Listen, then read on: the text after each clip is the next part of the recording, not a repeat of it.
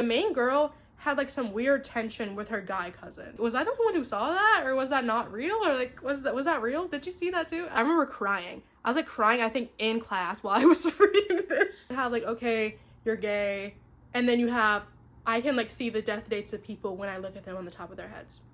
Different. Like those books and movies about sickly children, I was signed up for every single fucking one. It's also kind of like, in a way, forced proximity, because like you're like, you can't leave the hospital because like you're gonna die. Hello. I've been thinking a lot lately about some of the formative books in my life that really got me into reading and made me love the concept of being a reader. Alright, I'm thinking back to the books that I read in middle school. I was very into YA. I would read literally any kind of YA fiction, YA romance, YA thriller, YA horror. Like it was like I was in there. And as I was thinking back on these books, I really began to realize how absolutely insane some of these premises were. And as I was, reminiscing on these crazy ass fucking books, I thought that maybe it would be fun if I made a list of some of my favorite books from when I was in middle school, and I explained them to you using only my memory and what I remember from the last time that I read these books, which is like, we're nearing like a decade off from that point. We're actually kind of pushing that. So we're gonna talk about it. We're gonna talk about the books. I have a little list of books. I was gonna tell you the number, but I don't remember how many books I had. I didn't actually count them. But we're gonna go through the books and I'm gonna tell you the plot of the book as I remember it. And hopefully I remember a good amount of things. Okay, starting off, we have The Heartbreakers. Now, The Heartbreakers, I don't remember who wrote this book, but I think that it originally was a Wattpad story. If my memory serves me correct, I think this is originally a Wattpad story that then got turned into a book. Because, like, that was, like, all the rage back then and, like, still is all the rage now. Like, those Wattpad stories are always getting turned into books. And I don't know why it was never me. Like, it should have been me. Like, I wanted that to be me so bad. But I remember one time, like, I did get, like, emailed by somebody. And they were like, hey, like, we're, like, launching a new platform for, like, like, writing and reading and all that shit. They're like, we would love to, like, buy one of your stories and, like, pay you to, like, put your story on the platform. And I, like, maybe I should have taken that. But I was like, I'm 12 years old and I have, like, no way to receive this money with no one finding out about my fucking Wattpad. So, like, no, I'm not gonna do it. But, like, I had opportunities. So just know that I could have been in there and this could have been me. But basically it's this girl, she goes to like a concert or something and she meets this guy in a band. Wait, no, they meet at a coffee shop. At a coffee shop she meets this dude, and they have a little like flirtation thing, and then she ends up going to like a concert or something with like a friend or something like that, and then she finds out this guy's in a band. There's a band, oh my god, they're in a band.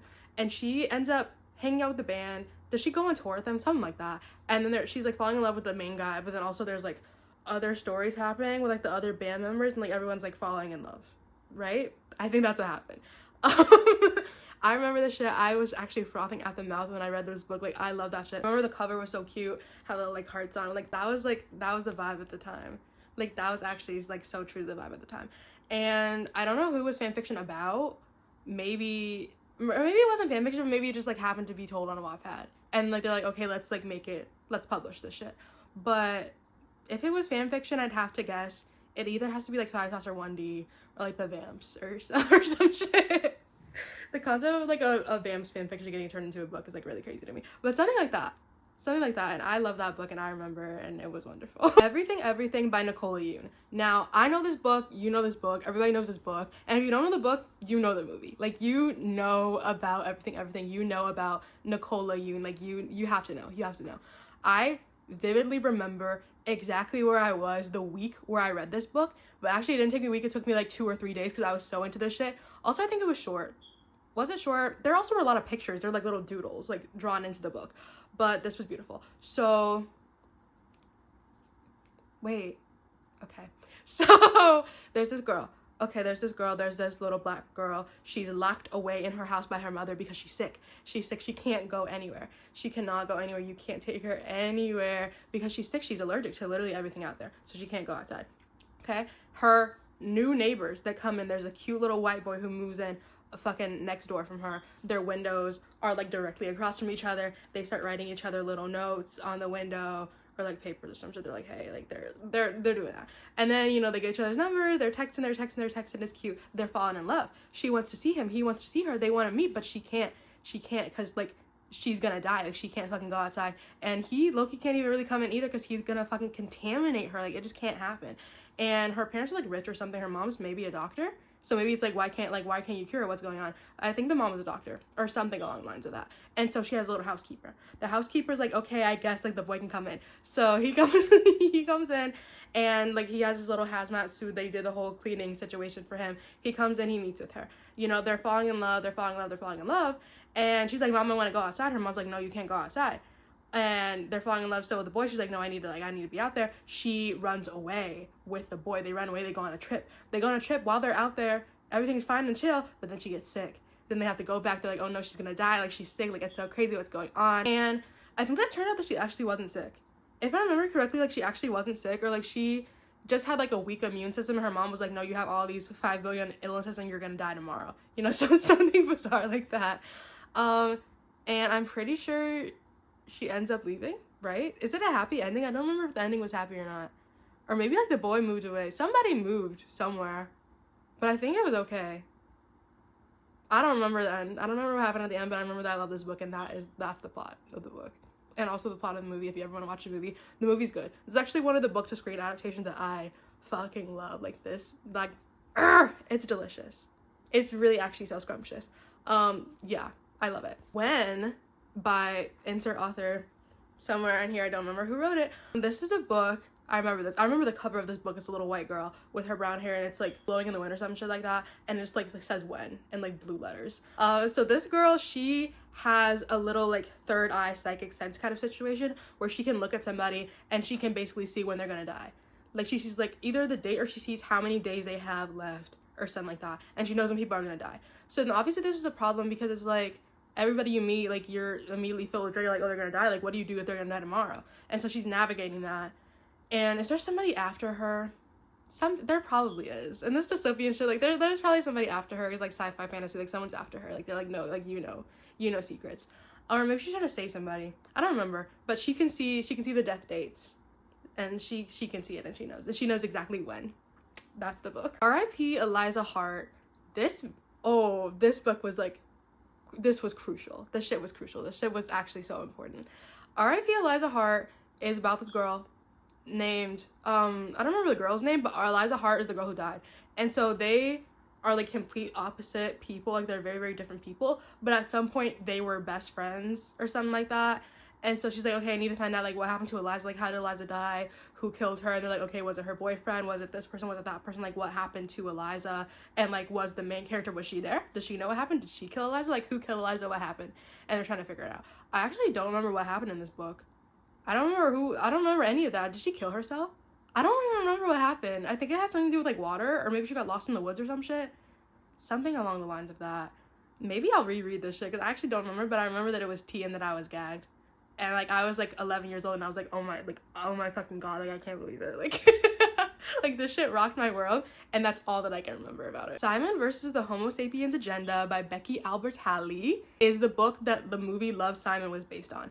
Don't watch the movie's not good. Read the fucking book. That book rocked my world. That book rocked my world as a child. I fell in love with this book. It actually changed my life. And I fell in love with Becky Albertalli as an author. Like, she was my favorite author from the moment that I read this book, which, like, maybe was, like, 8th grade, all the way until, like, I was, like, fucking in high school. Like, I loved Becky Albertalli down. Like, I did not play about that woman. I was reading everything, bro. Like, I was reading bullshit. I was actually reading, like, any bullshit that she came out, like, not that it was bullshit, like, it was good. I was reading it, and she was, like, a child developmental therapist or something like that, so, like, she knew kind of a little bit about the gay struggle, so it's not like, okay, just, like, straight white woman writing about, like, gay kids, like, you don't know. Like, she kind of knew. Like, she kind of actually knew a little bit, and I was like, wait, like, I actually living for it. So Simon, he's gay. He's gay. That's literally the plot of the Simon's gay, okay. And he's like trying to navigate his life. He's trying to like come out to his family and his friends. One of his friends, Leah, she has a crush on him, and she actually gets a spin-off book that also is on this list because, like, as a child, this is my favorite fucking book on earth because I was like, this book is about me. Like, this is about me, and this is my favorite book. And I'll get back to that. I'll get back to that in a minute. But anyway, so she likes him, so it's like awkward now because she's like, oh wait, he's gay. Like, that's so like, oh. Or maybe he's like not out to everybody, but like he's getting outed or something like that. Something along those lines. And then there's a guy that like he's like he has a crush on this guy. He's like, oh, this guy's gay. Like he's been like we've been like IMing or some shit like that. But actually it wasn't that guy. It was a different guy. And it's like, well, like this is like so crazy. Like I'm gay and like who's gonna find out and like who's gonna be my boyfriend? What's gonna happen to me? And that's the book. The book actually goes very deeper and actually like has some like more sad moments than the movie does, I would say. Like the book is like more fully actualized, I guess, which like of course it is compared to like an hour and a half long movie, but the book is better. And like since we're on the topic of like the Simon universe and Becky Albertalli as a whole, Leah on the Offbeat, this is my favorite fucking book. Like out of everything on this list, this was my favorite fucking book. Okay, like I rode hard for this book. So I don't even really remember much of what happened except for Leah, woman MC, and she's fucking bisexual. That's what I remember about this book, and I said that's my life on the pages. I'm reading about me on the pages. So Leah, she has a crush on Simon, but Simon's gay. Oh no, okay, whatever. So she's like trying to like navigate, okay, what am I gonna do now? Like who am I liking? And then her family's in poverty or something along the lines of that. And she's like slowly entering this little like situationship thing with one of her friends, another friend like in the friend group, this girl in the friend group. But this girl in the friend group already dated one of the other guys in the friend group. So like that's drama that's brewing. And also she's like, wait, am I gay? Like what's going on with this? And it's tea. And I don't even remember all of it, but I remember there's like one scene where like the two girls are like in the car and there's something happening in the car. There's some kind of tension happening in the car. Like did they kiss in the car? I don't even remember what happened in the car. But there was a car scene and it was gay and I remember that. And there also was a prom scene. The prom scene was gay, but also like her whole life was kind of falling apart and like crashing down because people were like finding out shit. I think the guy friend, he found out, he was like, oh, like you've been like seeing my ex, like what's going on with that? And then like shit was just crashing down, like shit was just getting bad. But it ended in a gay way, I think. And I think she wore a suit or something like that. I remember there was a whole, no, she wore a dress, or maybe she didn't. There was a whole portion of like she was struggling to like find a dress to like fit right because she's also like plus size, I think. So she was going with her mom and her mom's like, okay, we're gonna find you a pretty dress, like, oh, try this on, try that on, blah blah blah. And I remember she was getting like so anxious and so upset in like the dress fitting scene because nothing fit right and like nothing felt like her, like it didn't feel true to her. Like she was like, oh, like I hate all of it. I remember that, and that was, whoa, that was formative. So that's everything that I remember about Leah on the Offbeat. But this shit spoke to my soul when I was like fucking 11, 12 years old, and like it, like I'm like actually on the verge of tears just talking about it and I don't even fucking remember what happened. Like that's like like that's the fucking crazy part.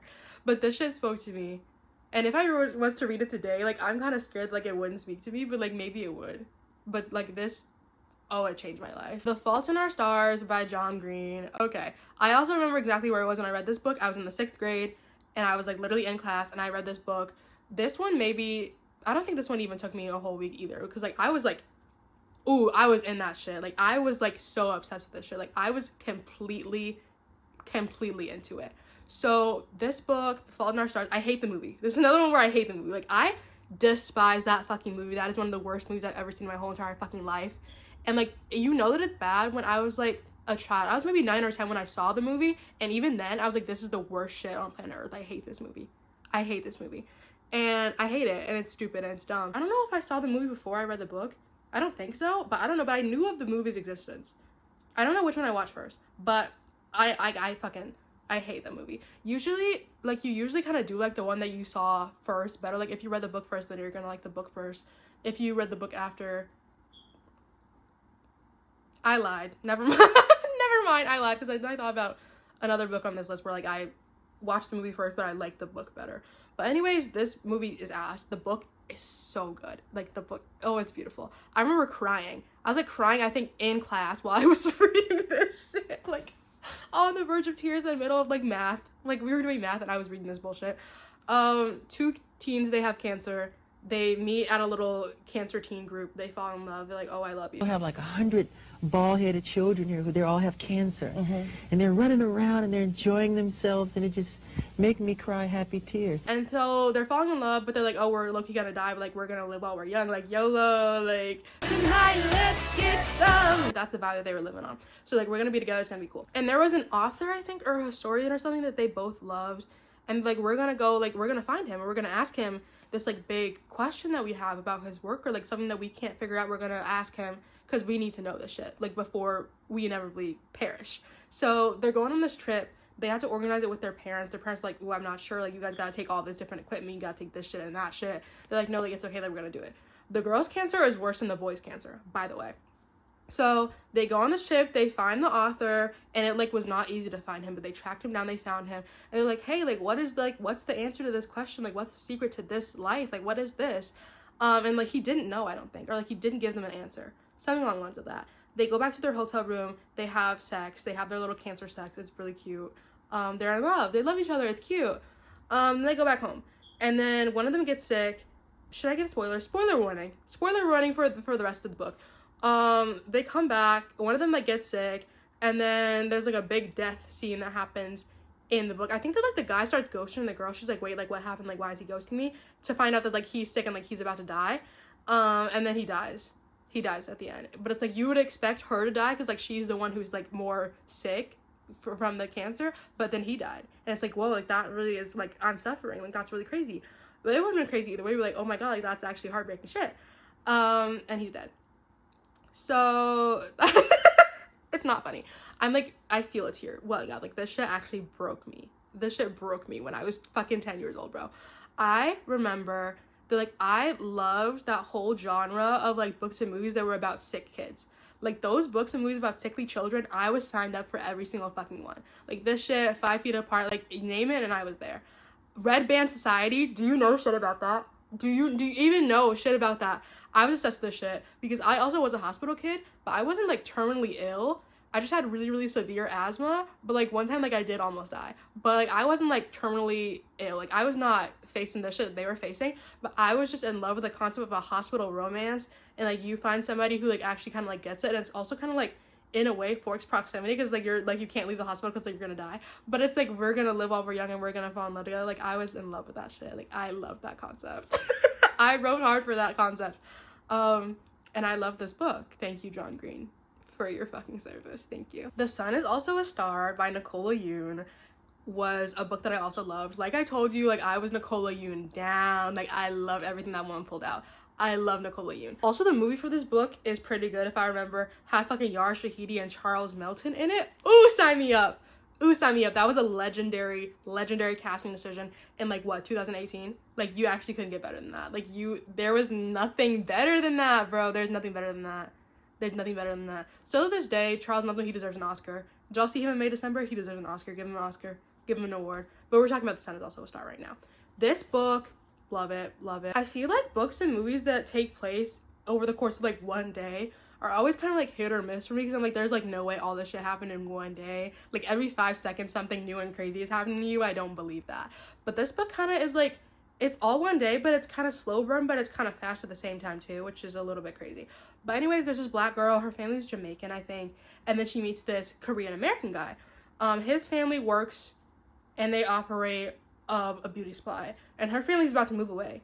Why are they moving? I don't remember. Maybe her dad's military. I don't remember. But they're moving away. So she has her like last day. She's in New York. She's walking around. They meet and they're like, ooh, like, ooh. So then they fall in love over the course of the day. They are walking around. They're going around everywhere with each other. His family's racist, so they're dealing with that.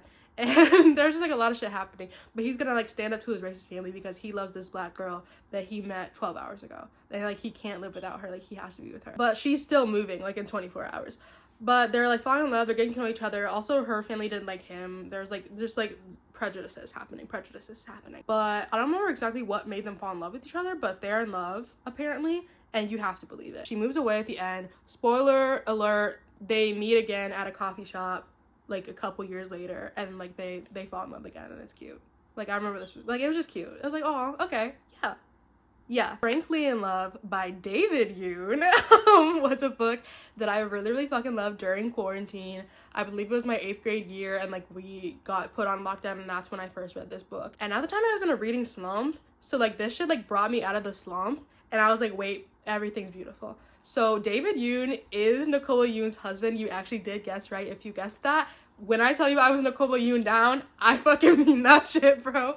I'm reading her books, I'm reading her husband's books, I was in there. I'm a part of the family. Tyann Yoon. That's who I fucking am, bro. I'm literally their love child. That's me. So Frankly in Love is about a guy named Frank. Okay? He's Frank. His name was Frank. Frank is Korean American. I believe it was Korean, yes. He's Korean American. He's living his life. His parents have like these high expectations for him, but he's like, I'm not really meeting that shit. Like, I don't really know what I'm gonna do. And he has a white girlfriend. And his family, they're not fucking with that white girlfriend. They don't like her. They said, no, she's white. It's not right. She gotta go. But he's like, no, like, I like her. Like, no, I'm gonna date my white girlfriend. And they have a family friend who, I don't remember her name, but like, she's kind of like edgy. But this is another Korean girl, I believe. And she's like edgy. She's different. He's like, wait. Oh my god. But at first it's like, okay, friend vibe, but slowly like he falls in love with her, and he's like, wait, like look, I gotta drop that white girl because like I want to be with this girl. So he breaks up with the white girlfriend, he gets with this girlfriend, but there's like problems happening with that. There's like issues happening with them, and also he's like, what am I gonna do with my life, because like I'm not the kid that my parents wanted. I'm not like succeeding the way that I want to. Like, I'm not meeting the expectations, so he's struggling with that. And then he's like, do I date the white girl, do I date the Asian girl? And his best friend is black, I think, and they mentioned that, and I don't remember why it was important, but that was something that they mentioned, I think, or maybe I made that up. He ends up with the Asian girl, I think. I don't know what he ends up doing about the rest of his life. There's one scene I remember where he's like outside, or like he ran away or some shit, and he was by some kind of sign, some kind of billboard, something like that. I love this book though. This was a good book. This was a good book. That's what I remember from it. To All the Boys I Loved Before by Jenny Han. Of course, this has to be there. This is the book that I was talking about earlier when I said that I saw the movie first, but I liked the book better. This was that. I watched the movie. I fell in love with the movie. The first movie is absolutely amazing. Second movie is also pretty good. Third movie, trash, garbage. And that is kind of similarly how I feel about the books. I love the first book. I like the second book a lot as well. Do I love the second book? There's lots of John Ambrose, so like maybe I love the second book, and then I hate the third one. I really don't like it at all. But this book, it changed my life. It actually did. And like I can't even get into like how this like shit impacted me, because like literally I am Lara Jean, and I feel her and I see her and I know her because she's me. Like, I look in the mirror every single day and I see her soul, because it's mine. Because it's like that's my fucking book, bro. That's my character. Like, she's me. So, Lara Jean Songcovey. She's a girl, okay? She has two sisters, Kitty Songcovey, Margot Songcovey. Margot is older. Margot is about to go to college, okay? And Margot has a boyfriend. Her boyfriend's name is Josh. Josh was originally Lara Jean's best friend. And she has a crush on him. But he's dating her sister. Ooh, that's messy. Her dad is white. Her mom's Korean. Her mom's dead. Very, very sad. They mourn her all the time. And Margot's leaving. And Kitty's like, Lara, you don't have shit going on. So Kitty finds these letters that Lara Jean had written to every single one of her crushes that she's ever had. And she ships them out. So everyone gets their letter, including Josh, and then shit gets messy. So Josh, I love Josh. Actually, unpopular opinion, I don't think people love Josh. I don't like the actor that played Josh, obviously, because he's like a bigot and he's like weird. But I love Josh as a character, as a concept. I love the concept of Josh and Lara Jean. Like, it's messy, but like I'm obsessed with it. Like, there's so much yearning, there's so much pain. Like, it's I can't talk about it. In the book, it's even crazier. Like, I think I cried reading the book because like she was not gonna end up with Josh, and I was so upset about it, because like the yearning was so intense. Like, it's so much better in the book. I think in the book they even kiss, because like there's an actual chance for Josh. In the book you're like, wait, like she actually might get with Josh, but it doesn't happen. So she doesn't want Josh to think that she loves him, so she like starts a little fake relationship with this guy named Peter Kavinsky, who's another one that she wrote a letter to, but it was back in middle school, so like she doesn't really care about Peter anymore. Peter also is the ex-boyfriend of her ex-best friend Jen, and that's messy. Beyonce's baby brother may be homeless. That's messy. Selena Gomez fired her parents. That's messy. And Nene walked off the set on Dancing with the Stars. That's messy too. Let's get this mess started. It's time for Hot Topics. So they're like, I'm gonna make Jen jealous. You're gonna keep Josh like off your trail, and it's gonna be good, so let's just date. Obviously they fall in love, and it's like, okay, cute, but also Jen is still kind of creeping around. Like, she wants to come back and get Peter just because somebody else has him, and she's like, no, like he has to be obsessed with me forever.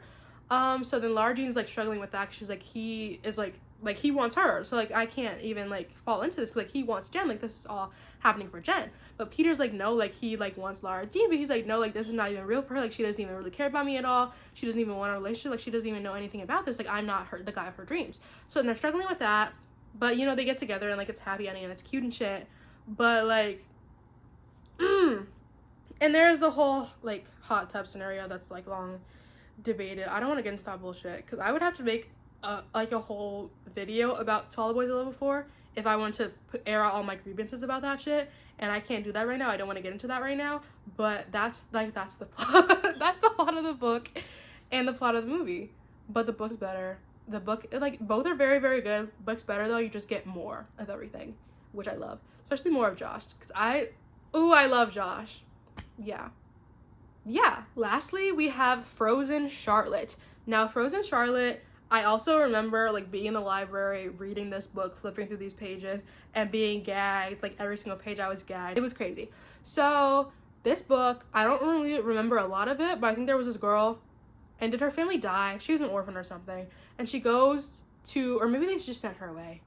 She goes to live with her aunt, I think, her aunt and her uncle and something like that, and they have a lot of kids, and they have this big creepy old house. Frozen Charlotte is, was it a possessed doll, or was it just like the spirit of a girl? I don't remember, but some kind of ghostly figure is Frozen Charlotte, and she's wreaking havoc. She's doing bullshit in the house, okay? And also, I remember, this is like one of the key things that I do remember of this book. The main girl had like some weird tension with her guy cousin. And I don't know if that was just like me reading the book where I was like, oh, like, was I the one who saw that? Or was that not real? Or like, was that real? Did you see that too? I don't know. I remember there was weird tension there. And I was like, oh, like, what's happening? What is that? And everybody in the family had like black hair or something like that. That was an important part. But anyways, they're like, okay, there's a creepy entity here. It's not good. It's scary. Like crazy. I was gonna say creepy, then I said crazy. And I said, crazy things are happening, guys. What's gonna happen to us? And they're struggling with that. And they're like, are we gonna die? Like, is it gonna kill us? Is this dangerous? Where is it coming from? What's going on, guys? And the parents were weird too, I think. Something spooky was happening. They were always like calling the kids down for dinner. They all like lived upstairs, all the kids, they would come down for dinner. And then just weird shit would be going on. And it's like, what the fuck are we doing over here? So that's what I remember from that. So those are all of my favorite books from middle school. Explained to you purely from my memory. I recited those plots word for word, plot point by plot point. You can go and read the fucking synopsis of the books front to back, and I gave you everything that you needed. Like, I literally gave you everything on there. It's the same exact thing. Like, I know, and trust that I know. Those are the books. Aren't these they're kind of insane, right? They're a little bit crazy, are they not? They're a little bit like, oh, like, this is kind of bizarre. Some of them are more realistic than others, obviously, because, you know, like, you have, like, okay, you're gay, and then you have, I can, like, see the death dates of people when I look at them on the top of their heads. It's different, but it's still crazy, right? Like, being gay is insane, guys, and you have to realize that. It's just like, wow, I can't believe people do that. Who would even want to do that? If you want me to read these books, go back and reread all these books, it would be the first time, like, in literally since then that I would reread any of these books. I'm not an avid, like, rereader, so if you want me to go back and reread these books and, you know, do a little commentary about that, little reviews for these books, reading them with fresh 19-year-old eyes, I'd totally be down for that. Let me know if you want that. And I will supply that. I will give that. This is my current read right now. Did You Hear About Kitty Carr? I've been reading this book for like maybe 3 or 4 months now. Like, I'm taking my time. I think it's because I don't love it. That's why I'm not speeding through it. I don't love it. And also, I've been super busy because, like, college and just bullshit happening to me every single day. But it's summertime now, so I'll probably finish this soon. If you want a video about this book, let me know. I don't know if I really have a lot of thoughts on it. Like I said, I'm not in love with it. It's like each chapter is kind of hit or miss. It's like told in different parts from different characters, but some of the characters are really, really, really fucking boring. But they finally got to the portion of the book where they're focusing on the one that actually matters and is interesting. So I like that, but my heart's not in this shit. But I'm more than halfway through, so I gotta complete it. And I will. I'm also reading I Wrote This for Attention by Lucas Gage right now. I'm listening to the audiobook for that. Absolutely love it. I love Lucas Gage. Like, that's my king. Like, that's actually king. Like, you guys don't get it. Like, you don't get it because you didn't watch Tagged and you didn't, like, see him and be like, wow. You don't know him like I know him. But that book is really fucking good. I'm obsessed with it, and I want to read it all the time, every day, and it's beautiful and it's amazing. And I suggest you go read it. Let me know if you want more book videos. You know, this is fun. This could be my motivation for actually doing more reading. If I know that people are expecting something to come out of my reading time, my hours. my minutes, the hard, treacherous work that I put in this. And let me know if you want me to read those middle school books and we can talk about them from an adult perspective. Yes. Okay guys, that's my video. That's all I have. And until I have something new to yap about, ta-ta for now.